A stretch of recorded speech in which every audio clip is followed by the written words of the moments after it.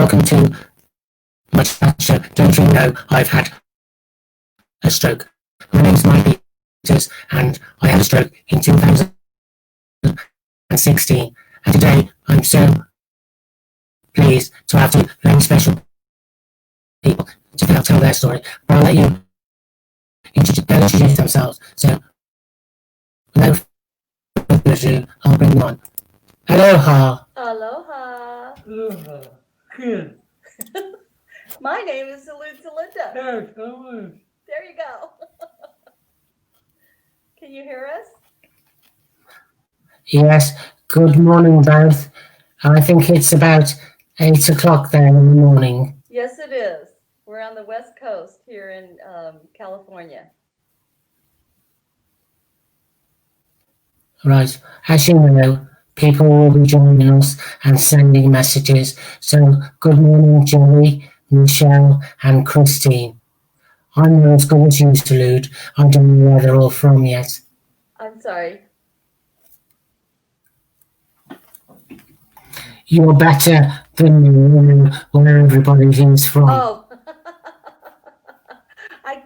Okay, so Michelle Babbitts is from Long Beach, California. And Christine Walker is from sunny San Diego. Serene from Nova Scotia. And Jerry Wald from Austin, Texas. Thank you for joining us, everybody. And without further ado, can you tell us your stroke story, Tom and Salud? He's looking at me. Okay, he had it March 31st, 2015. We'd just gone to bed, and all of a sudden he was talking in his sleep, I thought.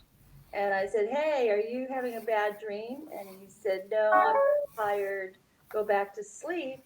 But it was all slurred. So I bumped him and I said, you're not drunk, because we'd gone wine tasting that day. We were up in Napa, I know. and I turned on the light and I went, oh no, because I knew, because he'd been slurring. And then so right away I said, smile, couldn't smile, raise your hand, no, sit up. He was a floppy. And so, right? Right. He just, so I just turned him to make sure he wasn't going to smother.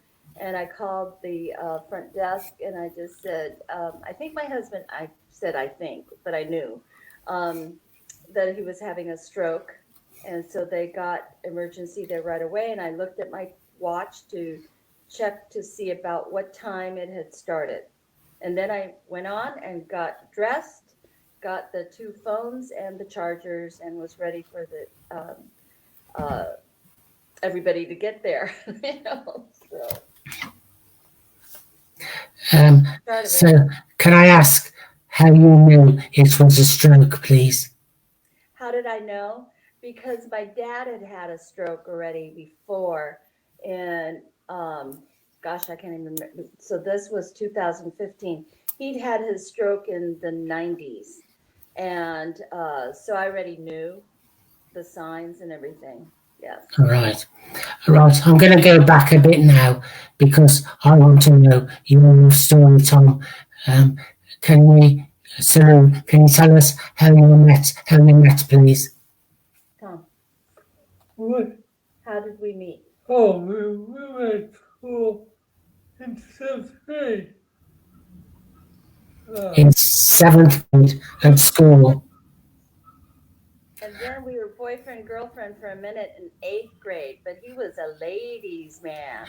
Tom, was it love at first sight? Tom, was it love at first sight? Oh, no. See? Oh, no. Ask him later on what was why we got back together. I think you better lose him now, Salud. I better loosen, let go of him here. Yeah. I'm just trying to keep him center. Christine found that funny. Yes. Uh, So you were boyfriend and girlfriend for a while, and what happened next? well, then high school came along. He broke it up, and he was surrounded by the girls all the time. He was pretty popular. He was an athlete, but he left our high school after 2 years to go to the other high school right around the corner from us. But I lost touch with him from that time on until our 40-year high school reunion. Then tell what happened in between. How many times did you get married, Tom? Oh, just twice. Oh, just twice. How many times did I get married? Then, Because I don't know. you don't know, you broke my heart. Oh, We like to have fun. Yeah, I gather that.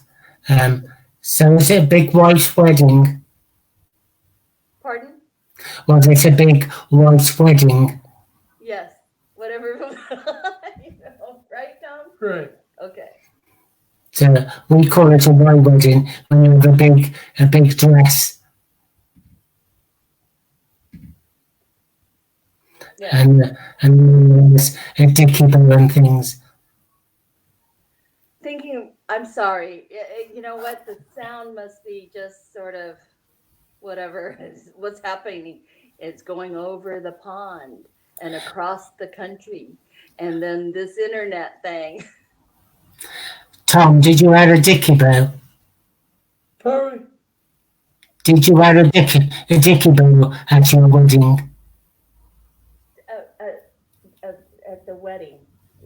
Oh, Oh. no. What kind of wedding did we have? Oh, uh, oh, uh, 40 years. Oh, It was a 4-day affair. Hey, it was my first time, his third. Had a party. So the first day, I'll just do it so out of time uh, consideration here.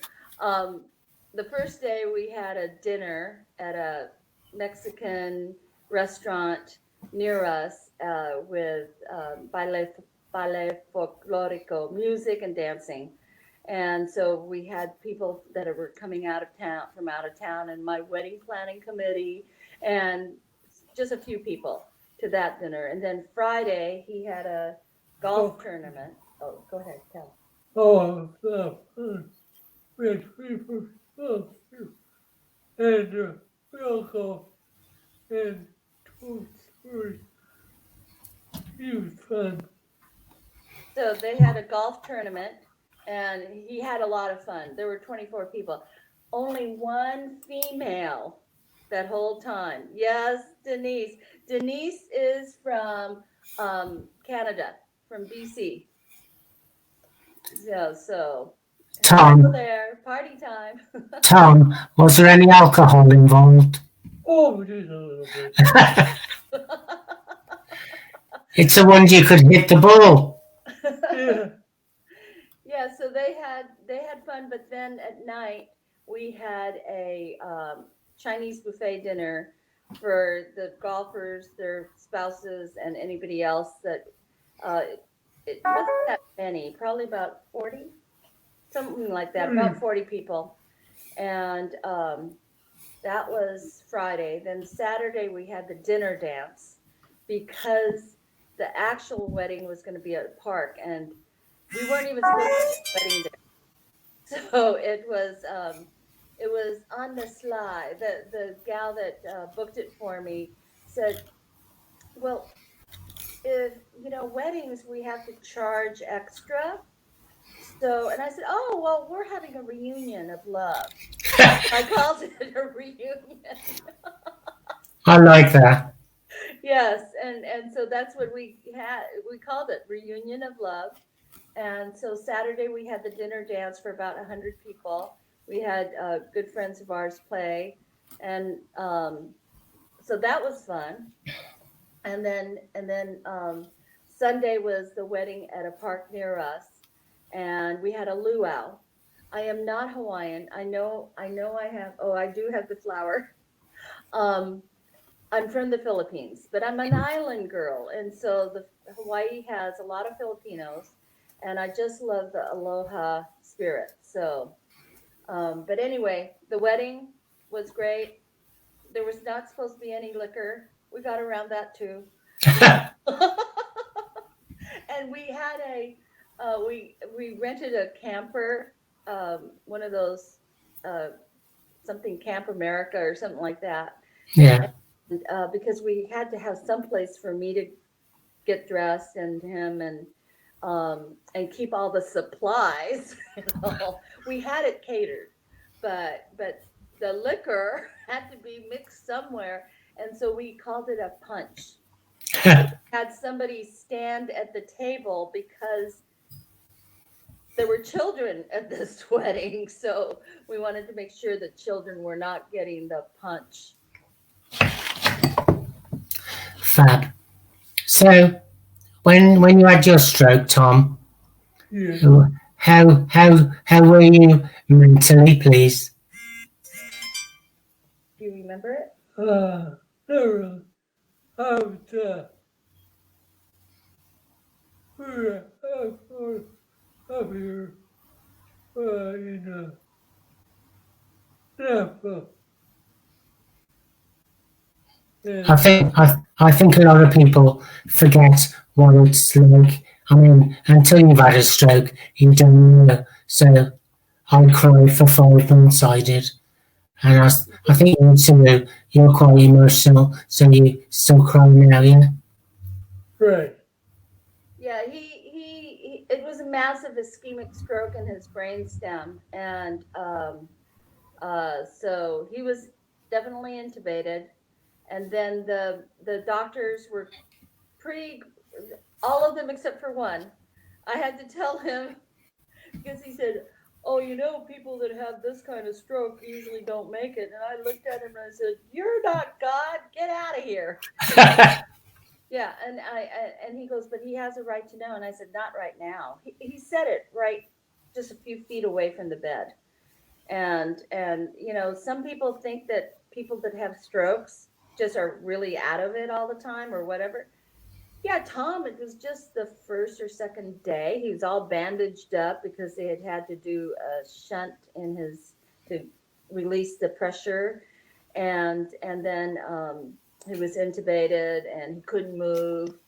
So apparently he didn't have a brain then too. I don't know. I'm being facetious, but doctor, that doctor sort of had a tongue lashing. I didn't care he was a doctor. um, and how did it affect you, Tom? Your stroke? How did it affect you? Oh, like what? And I was stuck. But other than that, everything's fine. Everything's fine? Uh-huh. I'm glad he thinks everything's fine. Poor Salud. So is it left side weakness or right side? I'm sorry. Is it left or right side weakness? Yes, his learning side is his left side. But even though it is the side that needs to be worked on, we have actually been working on it for a long time. And so his teaching side is his right side. So Jerry, Jerry Wald, poor Tom. Tom can't see that far and he sees double. Sulu is a taskmaster or mistress, aren't you? Yes, I am. Yes. You know what? I just tell him, hey, if you would just do it, then I don't have to say anything. Right? Right. Everybody talks about your smile, Tom. Even I love your smile. Your smile. Oh, I don't know. And you both had a haircut recently. How did that feel? Sorry. Salute? He didn't hear. What did? You both had a haircut. Oh, yes. Just when was it? Right. It was last Friday. Hey. Yeah. I called up the hairdresser and I said, I know it's late. I'm so sorry, but we're leaving town. And she goes, Salute, I'm booked. I said, oh no, you know, we need a haircut. And luckily somebody didn't calculate the time that she needed for her hair to be done, and we got in. So yes, we got our hair done. Tom too. Salute, you do a Facebook Live every day where you torture Tom. Can you tell us a bit about that, please? Sure. I started it at the end of April, towards the end of April, and we call it Tom and Salude's Real Life Redo. And I came up with that name because I'm involved too. I mean, it is our life. And because before I do have an album with Tom's Journey to Rebuilding, and we do have a YouTube channel, but I haven't even done anything with that yet. So it's not even published. But so we do Qigong, which is a breathing, stretching, relaxation exercise. And Qigong is spelled Qi, but pronounced Chee, Qigong. And we just do a few of each one, and then and Tom shows his teaching side, helping his learning side, how to do the exercises. And anybody that's come on to our daily live, and it's Monday through Friday at 9:30 a.m. California time, Pacific Coast. So so, and then we move on into some other exercise. And 3 of the days I get them from the Stroke Survivor Fitness on Facebook also. And and then on Thursdays we usually do finger exercises, and it's just a quick one. Good morning, Marina Ramos, and Marina is from Virginia, and she was just interviewed with Jerry Wald yesterday on Jerry's show, uh, Strive for Greatness, Let's Talk Stroke. And that's the really, oh gosh, you see with Jerry, the community has fun. And that's what it is all about too, is, you know, we have the roller coaster ride. Right now, Tom is in one of the phases that is, we're climbing up that roller coaster again because we went down it. But it's okay. You know, we just work every day. And yes, I get frustrated. I do. But he's worth it, right? He's got a he's got a nickname called Houdini. Can you explain that, please? Yes, Houdini got his name because right from the get-go, even though he couldn't really move anything, he would squirm around that bed. We actually had to put bumpers on there, and the hospitals really are not supposed to put up all of the rails Hmm. because that's considered imprisonment. And you just go, well, he needs to be. Uh, and even though his hands really weren't working yet, they put mitts, and he knew how to do this, and, and with his teaching side, he would do that, get it around so that it would be where the mesh was, and he'd be able to get his fingers loose, and then he'd undo the other mitt and be able to. I know you are shaking your. See, he's shaking his head, and then he would get out of bed, and I would warn the hospitals. This is, right from 2015, and I'd tell them, hey, he gets out of bed, And they said, "Oh no, we'll have him right by the nurse's station. He'll be fine." I said, "Okay." And so the one time, the CNA, that's what they're called, the people that help the nurses change and everything. She came around the corner because she saw me. I always went early, and she said, "Salute, he's okay, but go talk to the nurse." And so when looks Salute looks, I think she was trying to say dressy. All right. It's, I don't know. Tom, are you strapped in today? Yes. Yes. So anyway, no, he's not strapped in. Oh, except for the seatbelt. But even that, he'll figure out how to turn over the wheelchair. He turned over the wheelchair 4 times when we were in Napa. He had anti-tippers. Well, he decided he'd go forward, and so the wheelchair followed him. It's like, oh my God! But at the hospital, he would get out of bed and he'd fall. And and the one time they said, "Where's he going?" He's going for a jog because he couldn't remember to the bathroom. And so they asked me, was he a runner? And I said, no, I at that time I was. And I said, he got out of bed because he probably had to pee, so anyway, yes, and he still is Houdini.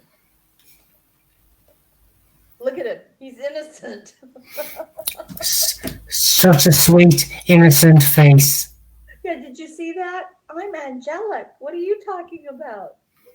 Yeah, Marina says you're an angel. Oh, yes, thank you.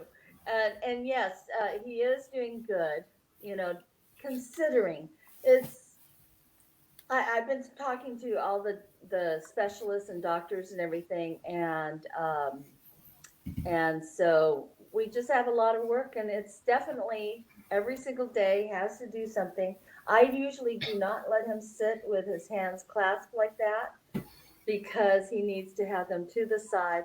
And then if he's got the hands clasped, it's a lot easier for everything to start stiffening up. So I was always told, don't cut your hand. Cut in Wales means hug. So you never hug your hand or you forget you've got one. yes, right, Tom? Right. So yeah. So anyway, and when he came home from the hospital, because he was at the hospital up in Napa until May 8th, and then they flew us home because and then my cousin drove our car home, but and then he was in the hospital near us for a week, and then they put him to the subacute, and he had great therapies there.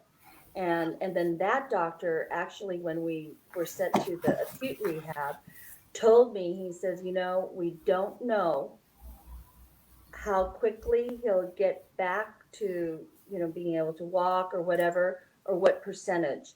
He might be able to get to the point where he can use an assisted device. But they didn't say, oh, he's not going to be able to do anything. It was not like that at all. And as a matter of fact, I learned my physical therapy ways from his physical therapist over there. She did not give him any. She was the one that would say, find your center, find your center, and so yeah, and they did do where they constrained the teaching side so that he would use the learning side, and we also sat on his left side, so we always got a bed that was by the wall, Yeah. so that he would look to the left at me and not to everybody else in the room. He only would have one other roommate. But in the beginning, they had him right in the middle, and you go, oh no, that's not going to work. Tom, can I ask one thing? Does she nag you? Yes. What? What did you say? What did you say yes to? Yes. You nag him. Yeah. I knock him, of course. You know, listen up, mister. So, anyway, so Jerry's like, we don't like to be stuck in one place. I don't give him any ideas, you guys. He already is a handful, you know. But yeah, when we had caregivers, uh, great. Okay, thank you, Michelle. I already forgot the sentence, whatever it was. But oh, I know. She did say I'm great 24/7. I am great. What are you talking about? Right, Tom? Right. We have And trained. Oh, actually, I told him when he had his stroke, I said, wait a minute, because it was only 7 months after we got married. And I said, wait a minute, this is all wrong. You were supposed to come trained. You would marry twice. This is, so it's like, no. They didn't do a good job of training him. save the best till last. Yeah, so he's leaving it all to me. So anyway, yeah.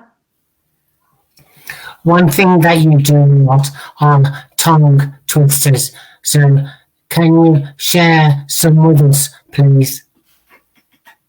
Tom, tongue Oh. twisters. People piece of cake up the first. What did people have Peter Piper. you piece Up pack. up the peppers? What people pick? Where's the okay? He hasn't done the tongue twisters in a while because we moved from tongue twisters to the poems from Yvonne Kent Pateras. Would you like him to do one real quick? Yes, please. Okay, because in the very beginning, his speech was really where we're all going, what, and he would get really upset of not, because we'd always be going, what are you saying, Tom? And he got sick and tired of that. But how about fear? We did this the other day, but because we are going to do one today when we do our show. It's going to be quick because my leadership convention training starts at 9. I'll be a little late. All right, fear. Fear. You can't understand. You can't understand. You don't seem to see You don't seem to see the terrible anguish the terrible that's coursing through me. that is coursing through me. It attacks without warning. It is not warning. The onslaught will begin. God's love will keep. An invisible enemy I know it. strikes from within. Stress from within. It eats at your heart. It eats your heart. It gnaws at your brain. It gnaws your brain.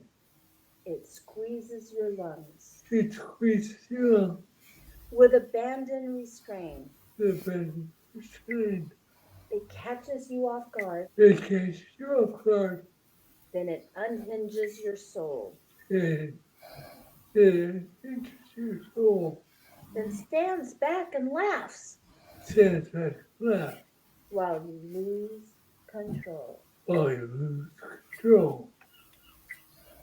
So, and then, some of the poems that we've done have had very long, several syllable words, like degradation and Yeah. some words. But I took that from, because when I was in the classroom, I used to do dictation with the children, and they would have to write the sentence down. And so when he kept on progressing, from numbers, alphabet, because he could not speak in the beginning, and then it was garbled, and then we went to eventually the tongue twisters, and we used the music because the thing he doesn't love, he doesn't think he can sing, but he knows all the words. So we were using music for him to sing, and um, and I have videos of that from 2015 at the subacute and also at the acute rehab. And then now we've graduated to using the poems out of Stroke Journey by Yvonne Kemp Materas. Brilliant. Right. Thank you, Tom. That was amazing. Before we go, I just want to read a poem as well. It sums it up. This is the one called I'm Fine.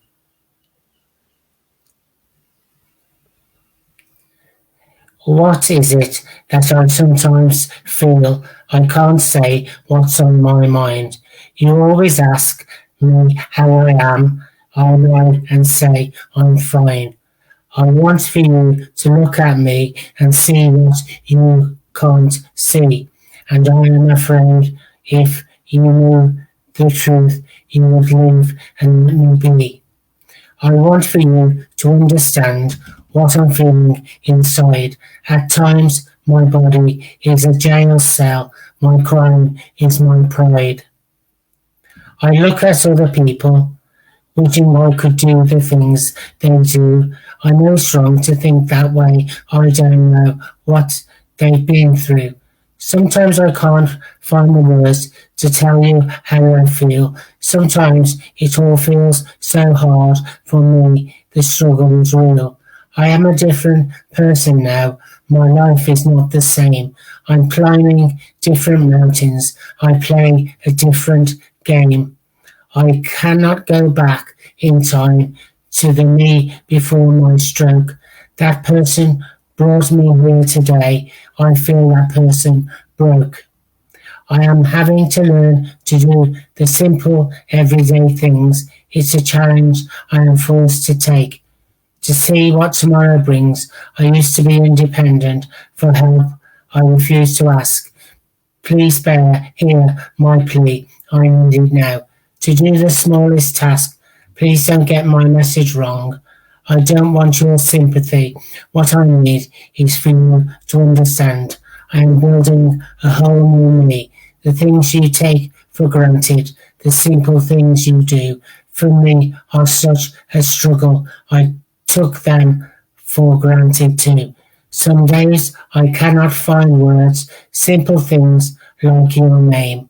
I need to think to swallow my food and never be the same.